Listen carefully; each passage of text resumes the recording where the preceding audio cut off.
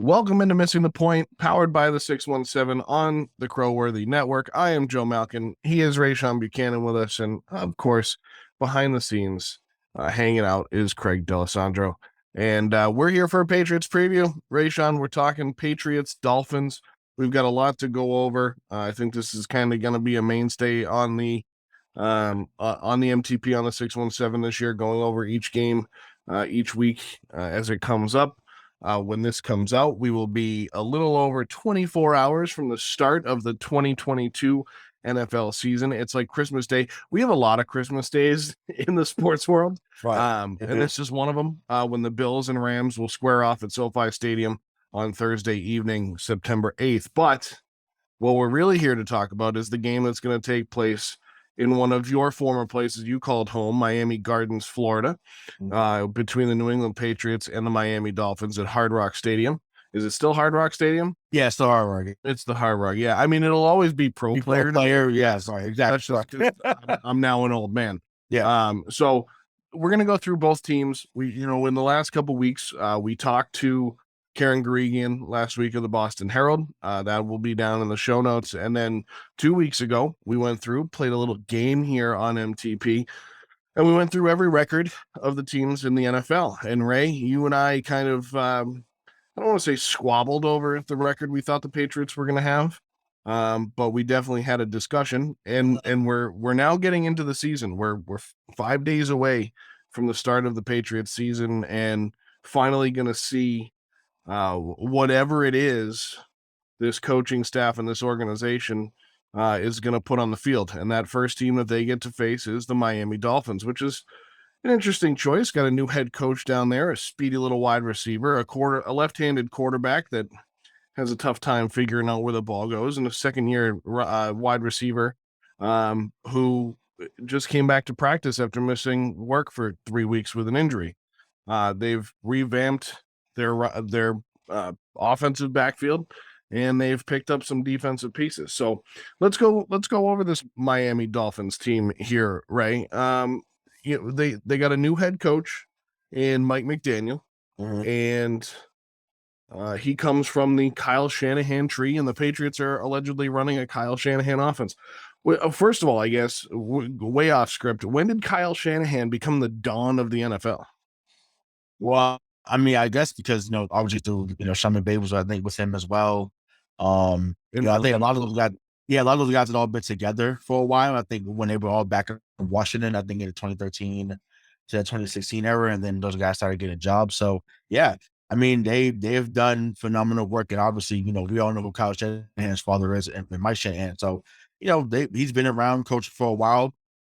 He knows how to coach. I'm just glad that he had a meltdown at Super Bowl 51, because if not, I think we'd be looking at him in a different light as a head coach, honestly. So yeah, I mean, he's produced really good work, as a head coach, and obviously those that have been under him as a coordinator have been able to learn from him and learn how he does things on a regular basis. So yeah, they've been able to go out and be successful. And like I said, Sean McVay obviously has won a Super Bowl and has been to 2 Super Bowls as a head coach. And obviously, Mike McDaniel is on paper has a hell of a situation ready for him.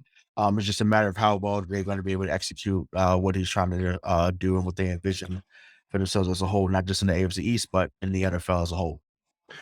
So Mike McDaniel, 39-year-old head coach, been a trend of NFL organizations lately. Bill Belichick's been coaching for 48 years, and Mike McDaniel is 39 years old.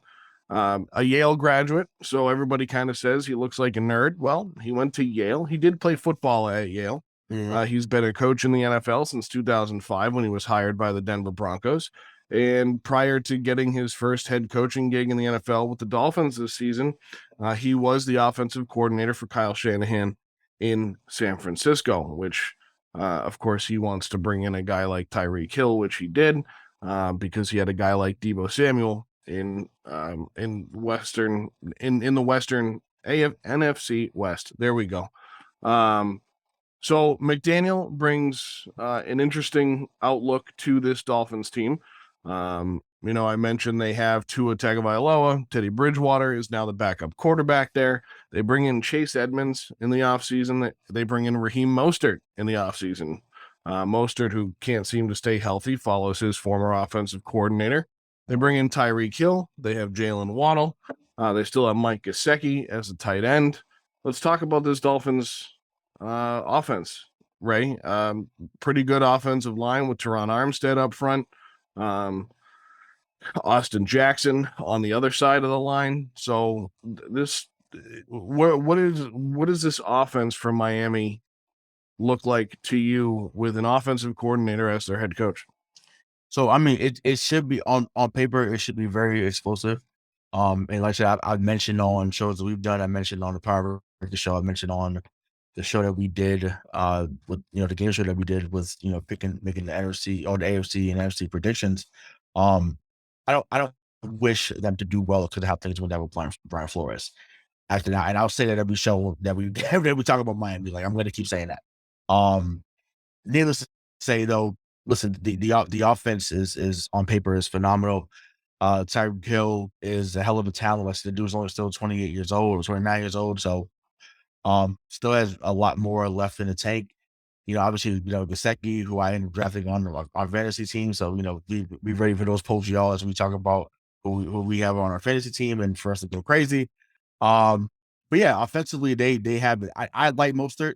I forget who else they brought in at the running back position, but I know Chase Edmonds. Oh, Chase Edmonds. Okay, yeah. So Dave from Arizona, right? So they had a lot of speed now, and once again, you have to be very quick and see his NFL. Tua should be really good this year. He should be. Once again, we'll see how it all unfolds, but something tells me he'll be more healthy than he's been as of late. Something, I feel like those type of things happen when you start getting an actual team around you. And even those little injuries that nick you up, like it's like, it's just a low bone bruise. I can just, ice that up, go to the sauna, and I'll be back there for Thursday or a Sunday. So it's just amazing how that happens. But yeah, I mean, offensively, they should be very, very formidable. And they probably will have the most explosive offense in the AFC East, if I must say so myself. So, once again, it's all paper, but I just think as of now, they definitely look like they're going to be the most explosive offense in the NFL, and or not even, or maybe it might be the NFL. The running game should be strong too, right? I think that San Francisco has been great with the running game. We'll see Tyreek Hill do things in the running game that we haven't seen him do when he was in Kansas City. So I definitely think that he's going to have a Deebo Samuel type impact on that offense, and that should make the AFC East scare us, shook. That should make the rest of the NFL, shook that they're going to put him in that type of role. So, as a fan, I'm excited, but like I said, as a Patriots supporter, like I said, I don't want them to do well in any capacity, if I must say so myself. Yeah, you mentioned their offense. I don't know if I'm just like a Bills Mafia now and I'm ready to jump through a table, but I just don't see how that Bills offense is going to be outdone by this Miami offense. A lot of new faces in there. They're definitely trying to give it a new look. You and I share the same opinion on the Brian Flores situation, without going too much off topic. Stephen Ross is seemingly not a very good person, paying his head coach to lose, or trying to pay his head coach to lose games. And Brian Flores got blackballed for that, and that's kind of screwed up. And I'm really glad Tomlin brought him in Pittsburgh. I think that's a good spot for him, and he'll be back as a head coach in the NFL somewhere. That what a raw deal he got from Stephen Ross. So yeah, I'm with you. I can't root for these guys, but I agree they're going to have an explosive offense. They're definitely fast. I don't know if Tua can get the ball to where it needs to be. It's so funny. We talked with Dave about it in our pre-season show when we went through every team, and he was like, where's all this propaganda coming from about Tua? And that's exactly what it is. It's propaganda coming from South Beach, so that Tua looks good. So I don't know if they're just trying to pump him up and make him look good in the media. But they're thirsty. listen. So I live down there. Like they're thirsty for the Dolphins to do well. Like Yeah, but you can't. But you no matter how thirsty you are, you can't make Tua Tagovailoa quench that thirst. Like if he's not, oh sure, he's not going to. I I think he's the Achilles heel.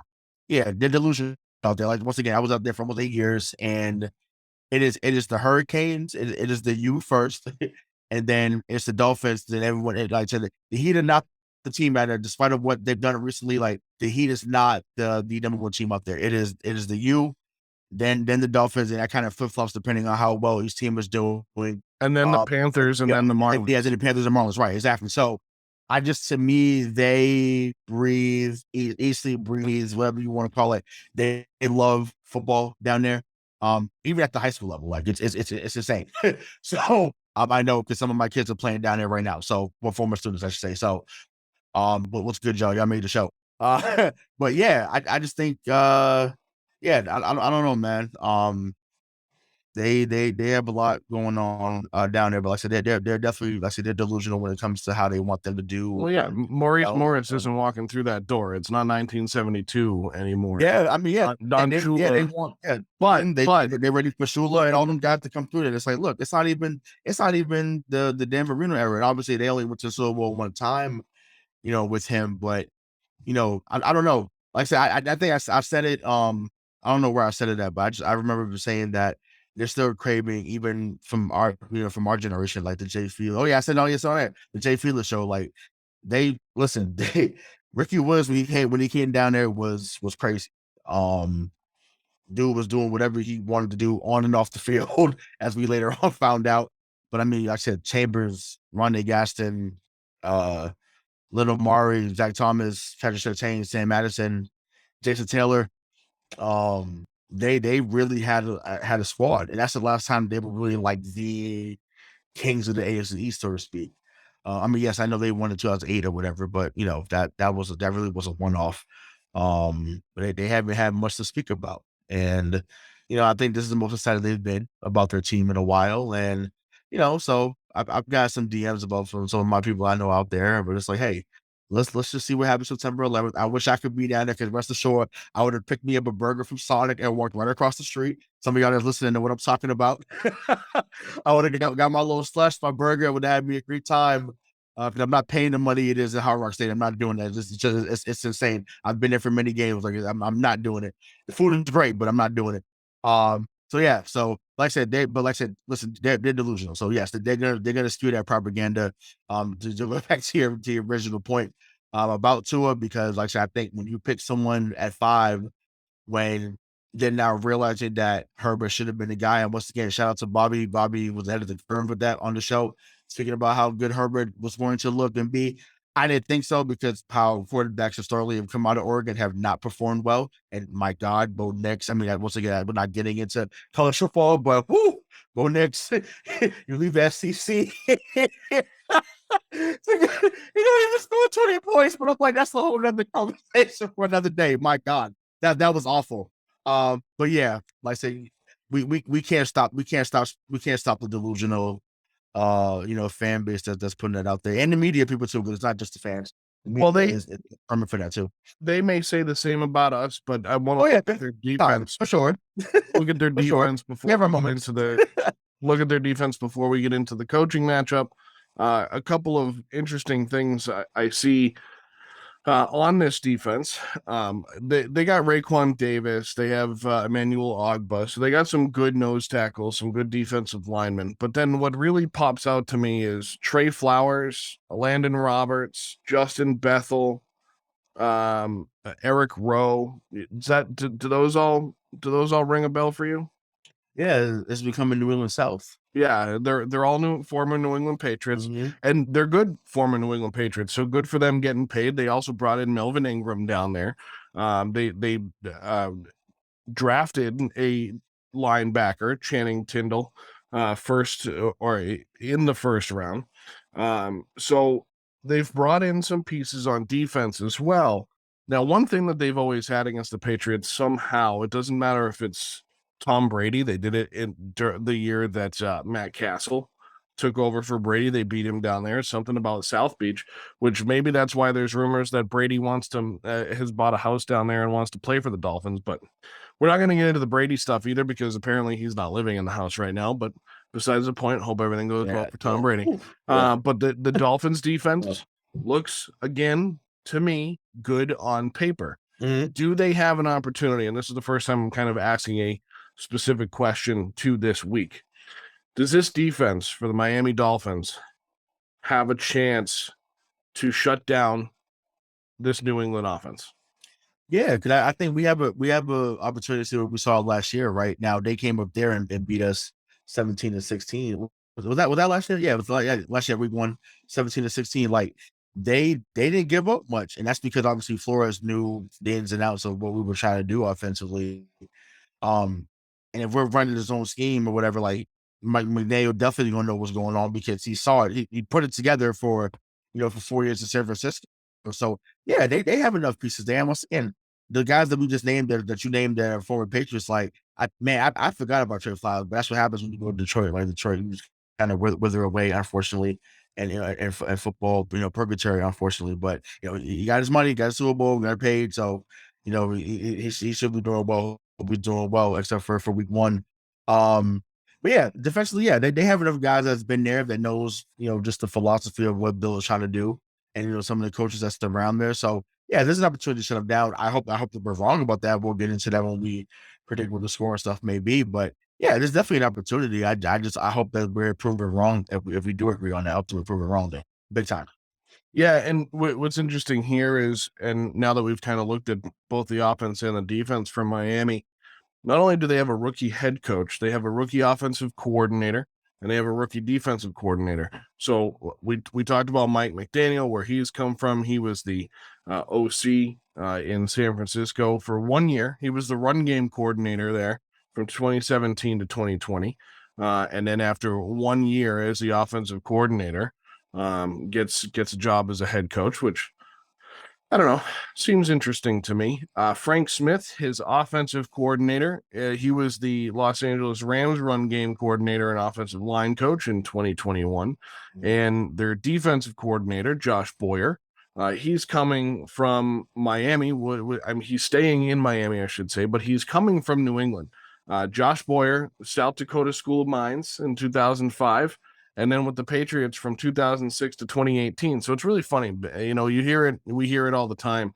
So, especially on the sports radio in the Boston area about how they find these guys from the South Dakota School of Mines, Colorado School of Mines, and they bring these guys in. And it's a funny joke, but now this guy's a defensive coordinator in the NFL. Right. Who's going up against the team that you're broadcasting for in the city that you're in. Right. Now, looking at the coaching matchup, we'll get into some player v player matchups once we get past the page. A look at the New England Patriots and how they'll stack up going into week one. But against first and second year head coaches, especially last year, the New England Patriots were 7-0 against rookie or second year head coaches. And they're going to have 5-0. They're going to have an opportunity to play 7 rookie or second year head coaches this year, including 2 against Mike McDaniel and 1 against Josh McDaniels. So don't get that mixed up, because Bill's going to have to play 2 guys 3 times whose last name started in McDaniel. Well, he's not a rookie head coach though. Yeah, that's fair. Yeah. That's fair. I get that Denver was forgettable. Yeah, he's gonna want to forget about it, right? And he was there for more than 1 year too, so he's not even except for that Brady stuff. That Brady stuff the touchdown. Yeah, well, right, exactly. Yeah, exactly. Yeah. I always mess that up too, because I'm like, oh, he's the one that drafted Tim Tebow, but he wasn't. That was John Fox. Yeah. So rookie head coach in Mike McDaniel. You have the old ball coach, as they like to call Steve Spurrier, but I'm going to use it in Bill Belichick terms here. Will the coaching matchup be a factor in this game between the Patriots and Dolphins? I hope so, because that means that we'll have a chance to win. Once again, the talent doesn't stack up on paper, as we've labored the point on this show. We labored the point on previous shows. I hope that the coaching plays a part in it, because at the end of the day, we still do have the greatest coach in football history, not just in the NFL currently, but of all time. And I think that he still needs to put more of a stamp on the defense. I think even more of a stamp on the offense. Like I said, we'll get into that when we, break down what the Patriots can do for this Sunday. But yeah, I do think it should be a mismatch, because it is a David versus Goliath type matchup, coaching wise, anyways. And Bill usually, what happens is, because people are trying to make their name against Bill and against the Patriots, they get too cute with the play calling, or they get too cute with the fourth down decision that doesn't go in their favor. And the next thing you know, it becomes a 45 to nothing thing, like what happened with the Chargers a couple of years ago. He was like, whoa, like, how does it, like, wait a minute, like, this team that was struggling with this came in there and beat you 43 nothing. Like, you didn't score at all. Like, that's wild to me. And I think Brandon Stanley was a rookie head coach at that time too. So that's just what it is. Like, so yeah, you're going to get embarrassed if you try to be shooting against Bill from a coaching perspective. Obviously, the talent may supersede whatever coaching decision is being made, and that can very well happen come Sunday. Once again, once to be proven wrong. But yeah, on paper, yeah, the coaching matchup should be close. And once again, even with Gerard Mayo, even and once again, I'm not trying to make light of or make it seem like Patricia is that guy, but he still has some experience. Like, the more experience on the New England side, coaching wise, regardless of the name and regardless of how we feel about these coaches as individuals, so yeah, so they definitely should coach circles around Miami. But my thing is, will it matter? Due to the talent on both sides, offensively. So let's look at the talent for the New England Patriots. We talked about it at length multiple times already this summer, but let's look at it again. Mac Jones is your starting quarterback. You have Brian Hoyer, Bailey Zappi. They are going to carry three quarterbacks, something that Bill Belichick does not typically do. I still stand by my theory that Brian Hoyer is the actual acting quarterbacks coach, and he's just on the sideline. They cut a lot of the offensive backfield. I mean, we can actually almost count the offensive weapons on two hands here. Damien Harris, Ramondre Stevenson, Pierre Strong, Ty Montgomery, and they are saying the Patriots left Tuesday, September 6th for Miami, so they're spending the week down there, practicing down there. They are saying that Ty Montgomery and Isaiah Wynn will make the trip with a possibility to play. That tells me they probably are going to play. If they're going to get them on the plane, he's going to try and get them to a point where they can play, and there'll be a last minute scratch. I think Ty Montgomery is going to be could be a big part of this offense. There are only 5 wide receivers listed on the depth chart: Nelson Aguilar, Kendrick Bourne, Jacoby Myers, Devante Parker, and Matthew Slater. 2 tight ends: Hunter Henry, Jonnu Smith. And then, of course, a host of offensive linemen, which we talked about a little bit the other day, Ray, with Trent Brown and Isaiah Wynn, because they were flipped, possibly being upset that they were flipped. What surprises you about this offense, and how do they beat this Miami team based on what they have on the offensive side of the ball? So, I mean, you just said his name. I'm surprised that Isaiah Wynn is still here. I am.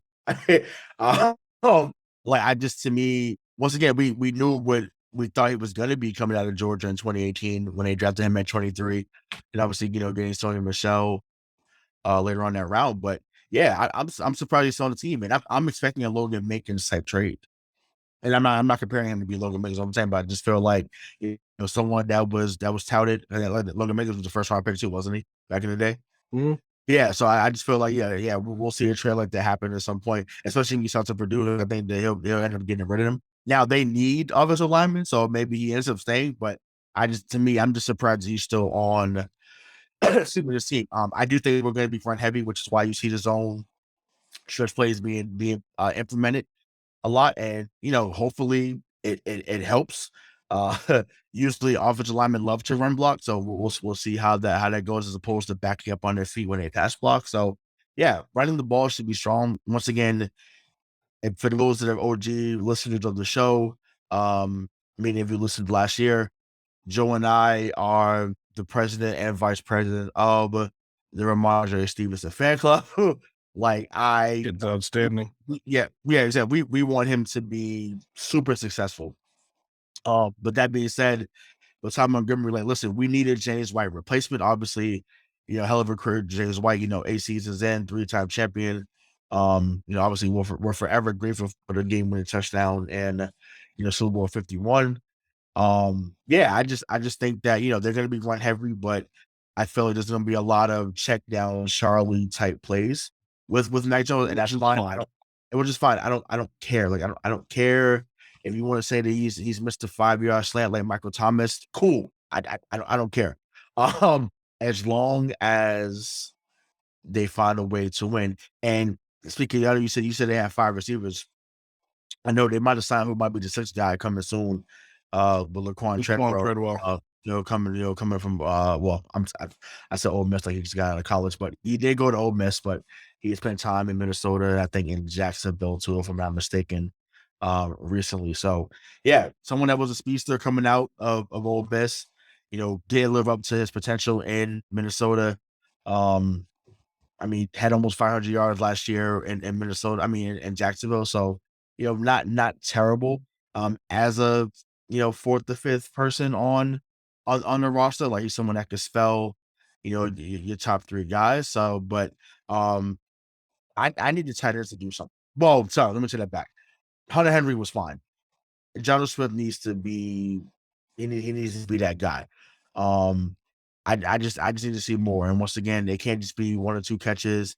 I think games that they got him involved early last year, he did well because he would block better. He understood his assignment. So get him involved early. So whether it's a tight end screen, whether it's the seam route that used to run with Gronk here, that's his game. He can run a seam route. That's his game. So, and because he's athletic, if you throw him, so he got the Antonio Gates type of athleticism where he could go up and get that. So, I just think just finding more creative ways to be there, running bubble screens, whatever you need to do in order to get him involved in the offense. And I think Hunter Henry has become the Mr. Reliable. He's someone that, as he stays healthy. already touched. Yeah, as long as he said, yeah, exactly. But I mean, that's first time last year. That's basically what he did. I know obviously I think he missed some time because he had his kid born, but that's different. Like, that's that's you can miss that any time for your child. But yeah, as long as you're available where you need to be outside of a family matter, like you're good. And yeah, once again, we love you and I love Kendrick Bourne too. Like I hope that he's not disgruntled. I know I heard some stories about that, him being disgruntled with the offense. Hell, I would be too, the way they looked. Well, crazy. After Bill made the cuts that he did, after they made the cuts and they signed back who they did, especially to the practice squad. Yeah. They brought JJ Taylor back. They brought him. I was bad about that. And I know he's on a big piece, but we all have our rational guys that we just got. Well, yeah. JJ Taylor. When I saw that, I was like, when you texted that to us in the group chat, I said, come on, man. Yeah, but with the guy's great guy. Yeah, I'm like, I said he's there. I said he's Dion Lewis if you let him be. Like, let him be Dion Lewis. Dion Lewis had a very good 2 or 3 year, 1 year. Like, you said it just a couple minutes ago, though, that Ty Montgomery is going to be that piece. I know, but I'm like, I think he is too. Yeah, I know, but it's like, But they brought back Trey Nixon and Lil Jordan Humphrey. They put them on the practice squad with Owen, who had a good preseason. Yeah, they're going to be fast, though. That's the thing. Yeah. Damien Harrison can move. Ty Montgomery can move. Ramondre Stevenson's kind of your bowling ball, but once he gets up to speed, he's gone. Henry and Jonnu Smith, they very much tried to use Jonnu Smith in an Aaron Hernandez type of way in the offense last year. And I think we're going to see more of that this year with him being healthy. And I think in a lot of ways, just kind of going back, watching the film, watching the games, seeing what they were trying to implement last year and what they're trying to change to this year, I think you're going to see a lot of that style of offense that they're going to attempt to. Hunter Henry is not Rob Gronkowski. No. Could he be? Possibly. Jonnu Smith is not Aaron Hernandez. And I don't think he could be, and in a lot of ways, I don't think he wants to be. But they have a similar setup. Talent-wise, he was that. Once again, we're not to get into what we joked about or talked about it, but that's not what we're getting at here. On the field, this him and Gronkowski were a hell of a duo on the field. Absolutely. So and that's what they're trying to do. If we could get 60% of that, we may fuck around them when they and like it's insane. Right. This is something that we and everyone else have to realize going into this, and I've said it a million times, and I'm going to say it again. Mac Jones isn't and is never going to be Tom Brady. Damien Harris isn't and he's never going to be Corey Dillon. Hunter Henry and Jonnu Smith aren't and will never be Rob Gronkowski and Aaron Hernandez. Isaiah Wynn will never be Logan Mankins. Mm-hmm. It's just the way it goes. And Christian Barmore, again, as much as you and I love him, I think we just need to start a fan club for those three guys. He's never going to be Vince Wilfork, but they can go out and this is the moment. And I always hear Dave's voice in my head when I do this. I'm going to try and talk you into the Patriots right now. Okay. This is the moment where you look at what Bill's done as a general manager is what I'm talking about. The cuts he's made, the people he's kept around, the people he's brought in. Sure, everybody looks at Laquan Treadwell and they're like, oh, well, he flamed out. Well, great. A lot of guys have flamed out. Ty Montgomery was never a huge piece, but if you can get them into an offense where they work, we see it all the time, Ray, right? We see guys come here, they flourish, they go get their bag, and then they don't play as well as they did in New England. And it happens, and it's fine. It's fine that they do that. They go get their money, they live their life, and it never, Malcolm Butler. Why do you think Malcolm Butler came back here? I mean, putting the differences aside, it was because he came back because he flourished in this system. He single-handedly won the New England Patriots a Super Bowl. Now, granted, had they called the run play, it might have been a completely different story, but he picks that ball off. He won the New England Patriots Super Bowl. So even the play before that, sure, right, exactly. That Jermaine Kearse play, he was stunned that he caught it. If Malcolm Butler didn't swipe down and tackle him there, that play doesn't happen. So you're not wrong in that assessment. So right. So the point is like I look at this roster and I think, all right, it's not the greatest thing in the world. Right. But maybe, just maybe. And I think you and I were around the same 8-9 for a record, 9-8, right around 500-ish. I think we can get there. But speaking of betting, before we get to the defense, because I think we can talk a little bit more about the offense, but before I forget and start going off on another tangent, we're going to take a quick break. And then when we come back, I'm going to tell you about the most the most players in one position for the New England Patriots. It happens to be a lucky number 13. So we're on the Patriots offense. We're going to move to the defense in just a second. Second year with Mac Jones, it's so much chatter as we get into our Patriots preview for the Patriots against the Dolphins this weekend. We've done more breakdown of the two teams and the coaching staffs rather than getting into 11v11 helmet on helmet stuff. So we'll get there in just a couple minutes here. But Mac Jones second year, they're talking about how, and I was in this boat too. They're talking about how you're now changing an offense for a second year guy. You don't have an offensive coordinator when 31 other teams in the league have them. Whatever Bill's trying to do down there, I'm kind of over it. And it's such a big talking point, but I'm over it. Like let's get out on the field in Miami on Sunday, and let's see what Mac Jones, the second year quarterback, who had the best year. Let's just be honest about it. He had the best year of any rookie quarterback in the league last year. So let's see what the kid can do. Yeah, I mean, no, I'm not concerned about what he's gonna do. I'm not. Will the people around him produce is the question. Like he throws an accurate ball. What the game that sold me on him last year was, even though they lost, was the Dallas game. Yeah. Throw that pick six to Diggs, and Diggs runs it back, and they get like everyone. But he was there. But I mean, I could feel that that's me working with crowd. You could probably feel the crowd like, oh my God, like we're gonna lose again, and this is this. And the very next play, they go right at him and they beat him on a post route to the end zone. Are you kidding me? I was like, oh, he's got some stones on him. Like, so I was like, yo, we may not do much, but he's locked in. He's ready. And yeah, so I was like, and even that between that game, I remember even the Indianapolis game too, where nothing was going right for him in Indianapolis, or New Orleans game too. But he finds a way to get things going late. And I felt like that was the thing against New Orleans. I felt like that was the thing against Indianapolis. I know they ended up losing both of those games, but I just felt like he finds a way to figure it out by the fourth quarter if he's having a bad game. And you could tell him early on, if he's locked in early on, like he was in the Tampa game, like he was against the Jets when they put 50 on him. Was it the Jets? Yeah, when they put 50 on the Jets. Or Jackson wanted to. Somebody they put 50 on. I forgot which team they put 50 on, but when he's locked in, you can tell that it's gonna be a good day early on. So, he's the least of my concerns on this team. It's just will people stay healthy, right? Because that's always a concern for any team. And it's just like, our guy's going to produce. So is Aguilar going to be a guy that could be a real deep threat? When Tyquan Thornton comes back in week 8, is he going to be someone that, doesn't flame out by week 11 because, he's still worried about the collarbone injury, which is totally understandable. So there's a bunch of variables that need to be answered on the offensive side. I definitely want to get into the defense because like I said, that's something we talked about at length, whether it be, through text message or on the show. I said, I think the defense is going to be fine. I think it's going to be a top maybe 11 or 12 defense in the league.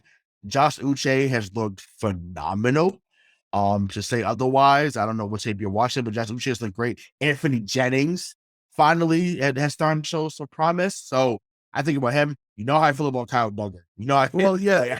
I'm not going to say that Kyle Duggar, really is in their other linebacker when they want to play the 4-2-5 type of defense. But let's guys that come to mind. But I love how some guys on defense are playing. Let's get into the defensive side. On the offensive side, I agree with you. I think Mac's going to be fine. It's just a matter of, let the dogs loose, Bill, and I think that's what he's going to do. They've been frustrated. Mac is in control of that locker room. Mac definitely has the locker room right now. On defense, we got our guy Christian Barmore, Devon Godshaw, who they signed back, Lawrence Guy, Dietrich Wise. That's going to be their offensive front. Their defensive front, which they look great. Of course, their linebackers, their starters will be Juwan Bentley, Matthew Judon. You'll have Josh Uche, Mac Wilson in some form or fashion there. And then you're right. You have Anthony Jennings and Raekwon McMillan, who Karen Guregian was very high on both of those guys, especially Raekwon McMillan. As she mentioned, his speed to the flats is unmatched almost, to kind of paraphrase. And then, as I mentioned in that big market tease, the defensive backs, there's 13 of them on the roster. 13 of them, including Miles Bryant, who I love in special teams this year. Kyle Duggar, who you and I have talked about, who is absolutely incredible. He has just been outstanding. He's got the old man, the old horse next to him in McCourty. Devin McCourty, Jonathan Jones, Jalen Mills, who I'm not high on, but they're very strong in the safety department. Brendan Schooler, who's a free safety, he's going to play more of a role on the special teams. But then you have the two rookies, Jack Jones and Marcus Jones. Really good defensive backfield. I'm with you on this defense. I think this defense is going to shine. I think they will be a top 12 defense. They'll at least be in the top half of the league. They'll be in the top 15 or 16. And I'm not saying they're going to be 15 or 16. I'm just kind of putting that as my benchmark.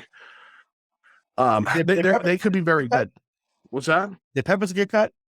No, he's still there.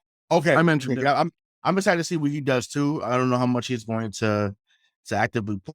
I mean, I feel like because he's in the mold of Duggar, like they're the same type of player in the set. I feel like they may see a lot of time together, which I think that would be great, especially if he catches on to the defense. We talked about this. I really wanted them to go after Roquan Smith. I'm like, it doesn't hurt. It doesn't hurt. I know you got some other guys that fit the system. I get that.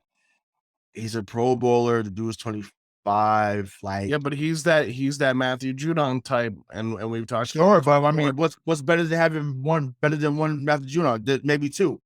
Sure, but my point is I'm going to Mike's side of the argument, which is generally when you have that kind of a renegade in the defense who wants to go off the script, the games where Matthew Judon played poorly last year, it was because he attempted to go off the script, which now I think they've written the script towards his play style. Yeah. So I think that's going to change. But when you bring in a guy like Roquan Smith, my worry is will some of those personalities clash? Would I love to have Roquan Smith here? Absolutely. Bring him in. He's clearly not happy in Chicago. Right. And that's the kind of guy on defense. I feel like the personality less seeps into the team than it does on offense, like an Odell Beckham or somebody like that. So I'm more apt to bring in a defensive guy. I don't think there's much. Oh, if you're missing assignments, dude's gonna get hot. So let's yeah. That's definitely gonna be a problem. But once again, McCourty is the voice on that defense. Like he's been like that for a while. So yeah, nobody's coming in. This isn't like this. Yeah. So like, whatever he says on that defense, like it's gonna fly. So yeah, that's just what it is now. And I know we went past this, but I want to go back just briefly before we move back into the defense. I mean, since he's essentially done, why not make Hightower a coach if he wants to be? To me, I know. I think you got a lot of former guys on this team that want to do that, but I think you give it a little bit of time. Gerard Mayo didn't come back right away either. So, sure, but I'm not sure. But I'm like, okay. I have to be transparent. I'm saying this because I'm over Steve Belichick. I would love for Mayo, Hightower, have Troy Brown back on the line. Troy Brown is there. Troy Brown is. I don't know. Troy Brown is. I was saying, but I want it to be all get people that he won with, like get those players back in there. They know what he's looking for. Like they have a relationship with the players. Like that's how you build the next. Whatever it's gonna be in the future, like that to me would be the way to go. And let me be devil's advocate there because with Steven Belichick, because now I'm not one to we didn't ask Karen this question. I would love to know her answer on this question of how does the locker room perceive Steven Belichick? Because we know we've talked about this before, right? Like we talk about these organizations and we don't know what the day-to-day conversations are. We only really see the big stuff. Like, it's so interesting to think about with work and everything else. Cause like for these guys, this is work. This is their job. They're doing 15 things a day. And everybody always talks about, like when we talk about trades, the KD Jaylen Brown thing, to cross sports for a second, it's not like Brad Stevens is sitting in his office for 8 to 10 to 12 hours a day, just worrying about that one thing. So when we hear him talk about things coming out of Patriots camp, how do we know Steven Belichick doesn't have the locker room? How do we know that he's not a good coach? How do we know? I mean, I think in a couple ways we're using the fact that he's Bill's kid. We never talk about Brian Belichick. Why don't we talk about Brian Belichick? Because Steve's the one that was on camera wagging his tongue around on TV, which was absolutely hilarious. I don't care what you say. Love it. I like Belichick to be known as a meme. But we have no reason to like or dislike Steven Belichick. We haven't been given enough of a sample size because one, I think he's being protected by daddy, and two, I don't think we've seen enough. We haven't seen enough. I don't want to sound like I'm just defending Steven Belichick. I'm not. Oh, we're having a convo about no, because I'm saying, but what was okay? So cool. Let's build off that then. So what would be the telltale sign that he's actually working, and then what would be enough? Let's move on from him as someone that's making decisions on the defense or the team as a whole. Well, let me ask it this way then. How do we know Gerard Mayo's doing a good job? I mean, I feel like, he's the one that's getting the head coaching decision. So that doesn't happen without it doesn't happen without Bill's permission. He's the Popovich of the NFL. And if he put his blessing on it, that means that Mayo is getting some recognition where he rightfully deserves. And like that's just how I see it from the outside looking in, obviously. And I just think that people speak. I listen to Tommy Curran, but Tommy Curran he's biased when it comes to Gerard Mayo because he did quick stuff with him forever. So he's never going to slander Gerard Mayo, but sure. But I've heard it from Phil Perry, I've heard from some other guys that are inside of the team, like they they respect and they ride with Mayo. And once again, because he's getting named, he's getting recognition from other camps about even coming in from the interviews. I just think that he's probably the guy that most on that team respect. Once again, for him to be drafted number 10 and Belichick didn't trade down, he took him at number 10 in 2008. And he called him one of the smartest defensive players that he's ever had. Like, he was captain, I think, one day from day, maybe not day one, but pretty early on. Like, he was the guy for the 5 or 6 years that he was there. I know his career ended up being short, but he was the next, he was in the next line of a great Patriot, linebacker, a great Patriot player. So that's just what I see. And I think that they respect him as a player. They respect him just as a man as well. Which is why I think they, respond to him the way they do, just from the outside looking in. But yeah, you're right. Steve Belichick could have that. I just like to me because that meme, like I said, or the video of him sticking out his tongue like a dog. Once again, it is hilarious. But I would hate for that to be the thing that he gets the most notoriety from, especially if he is doing a good job, because that means, well, damn, that's not being highlighted enough. Because you talking about him sticking out his tongue like he was a dog looking for water. Like that's a problem. Yeah, I agree. But to that end, do you think, now we know Gerard Mayo, 2008 drafted 10th overall, multiple Super Bowl championships, been a coach for a while, was a captain. Do you think that so they need permission, right? So like somebody needs permission to talk to the employee. That's just the rule in the NFL. Yeah. Do you think there's a possibility someone somewhere in the NFL called up Bill wanting to talk to Steven and he said no? Because I guarantee you he said yes for Mayo. Yeah, sure. Because I think once again, it goes back to the protecting his son. If he thought that Steven was ready to even at least have those conversations, then yeah, he would encourage him or Brian to say, you know what, won't you go ahead and but that's what I mean. Like, what I'm saying is, like, not on that level. Maybe. Sure. And sorry to totally cut you off there. No, trying to do less of here, but like what I more mean is, like, do you think, and I really don't want to go on too much more about this because we're kind of getting into a Steven Belichick v. Gerard Mayo thing, and that's not really where I think what either one of us really thinks here. But my question more is, and I'll just quick and concise. Do you think Bill Belichick fielded a call for someone to interview Steven Belichick this offseason? No. Even if he did, and he said no.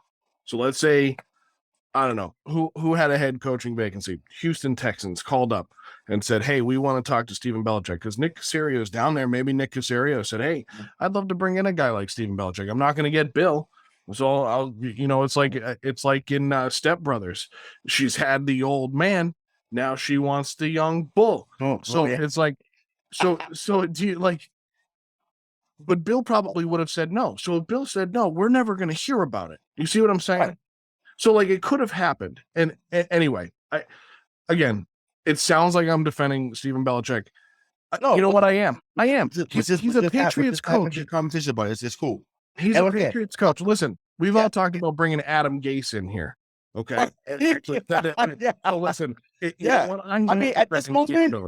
this moment, once again, we talked about that. Like at this moment, I'd be here for that too. Once again, we talked about wisdom quarterbacks, but no, it was more so about the Hightower thing that led into that. But the Hightower, to me, there's a few guys I could think of that I would love to have here. I would love Jules to come back too eventually as a coach. Honestly, I think he'd be phenomenal.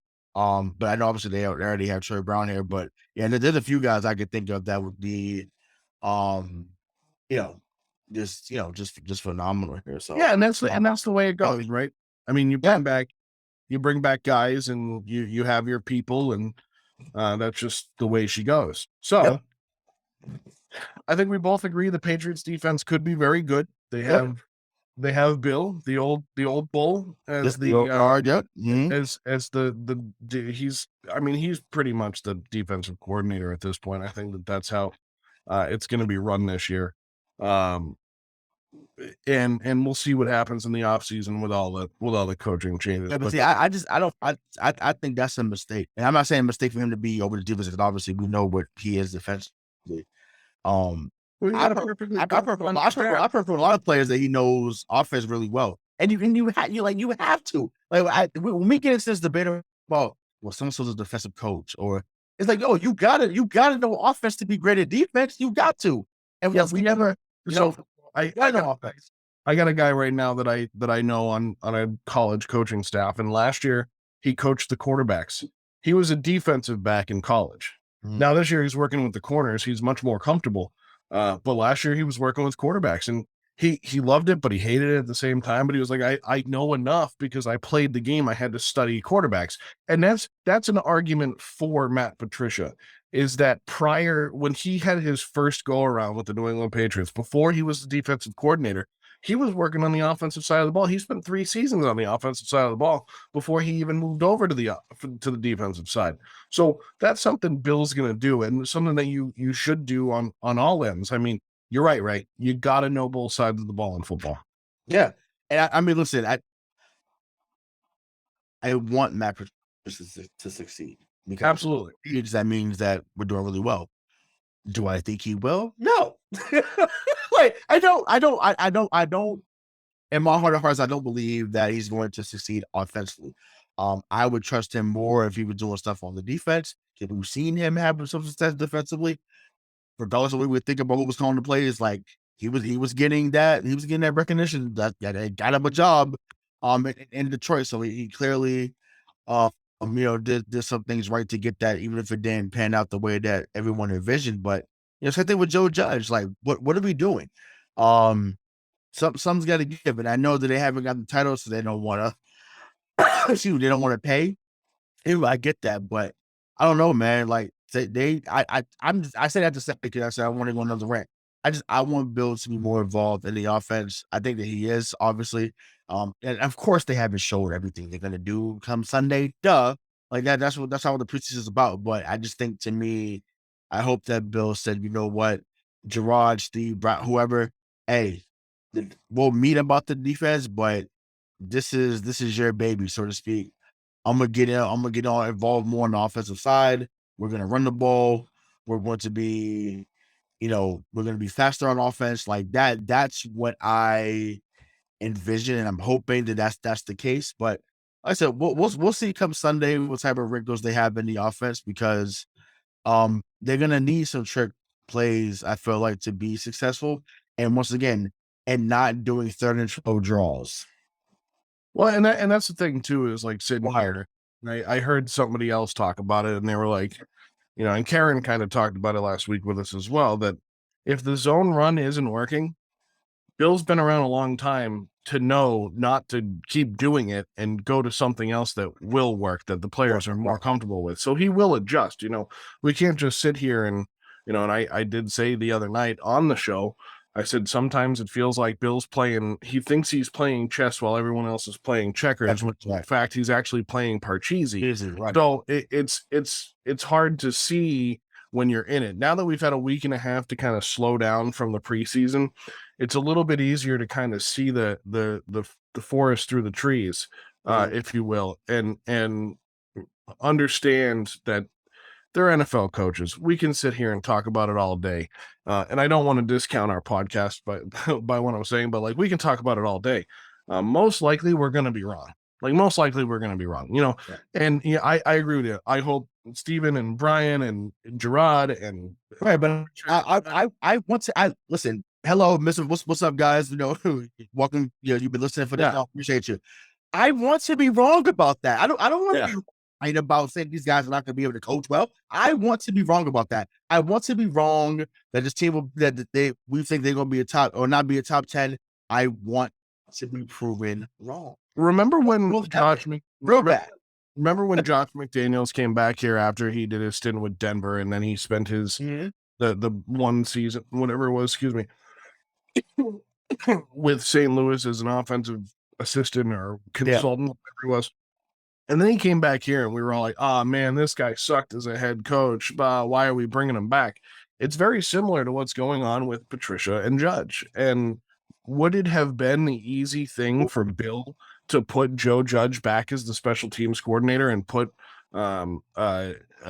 Matt Patricia back as the defensive coordinator, sure. Yeah. There's a little more contractual thing going on behind the scenes there that are preventing something like that from happening. So Bill can pay him less or pay them less. But they're back and they did well when they were here. Those guys have Super Bowl rings that have the Patriots logo on them.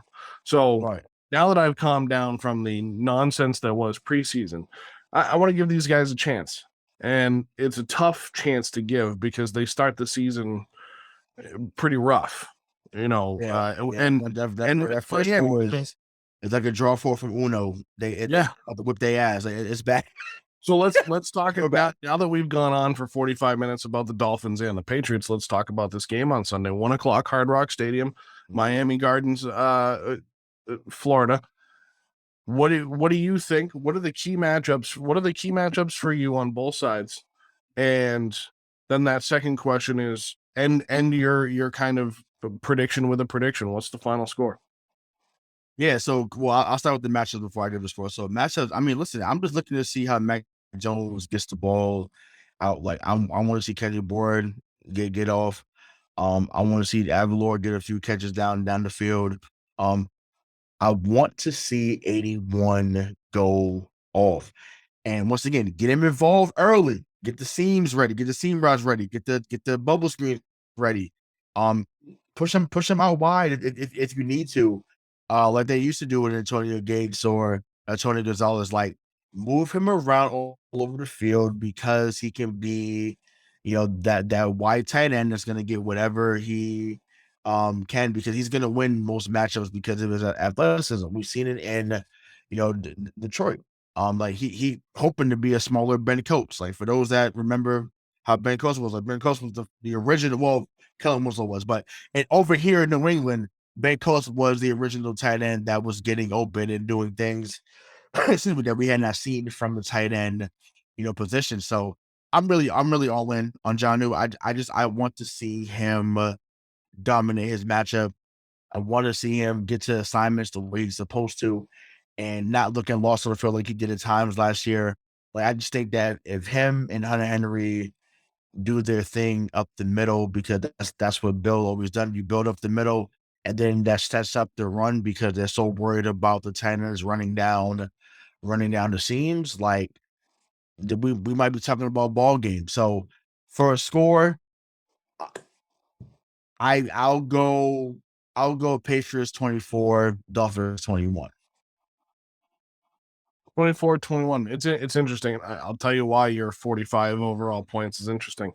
My matchup is the secondary against Tyreek Hill, Mike Gesicki, Chase Edmonds out of the backfield, who is a good pass catcher out of the backfield for Arizona. In that dynamic offense, I don't think that offense got any less dynamic, but the Dolphins offense definitely got more dynamic. I want to see how this front seven does against this team. I think they're going to be a pass-heavy team, which sounds weird with Tua again as the quarterback. I think they're going to be a pass-heavy team. I mean, they can run to set things up. Myles Gaskins had a couple of down seasons here in the last 2 years. I'm on the offensive side. I really want to see what Aguilar can do. I mean, he's got stone hands, in my opinion. I want to see what Devante Parker can do down in his old home. This could be a game where Bill doesn't let him loose because he doesn't want him to get too overexcited in his old home. So I'm with you on the Jonnu Smith thing. I think you got to let him get loose a little bit. Ty Montgomery. I want to see Damien Harris run hard, and I want to see what Mac Jones can do. How much has this offense really changed, and what are they going to implement that's going to make them better or worse? You said 24-21. The spread is the spread is 3. So the Dolphins are -3. So the Dolphins are favored. You said 24-21. And what's interesting about that is the over-under is 46.5 for this game. I think it is going to be under. I'm with you. I am going to play homer on this one as well. I think the Patriots win this one 24-17. Okay. And I mean, as far as the Devante Parker thing, I forgot about that. That's how Bill does that to a lot of players, which I hate. It's like main thing, let them use an emotion against whatever happened, right? It could be that he holds them back, or we get our friendly Moss week 1 type thing out there. Sure.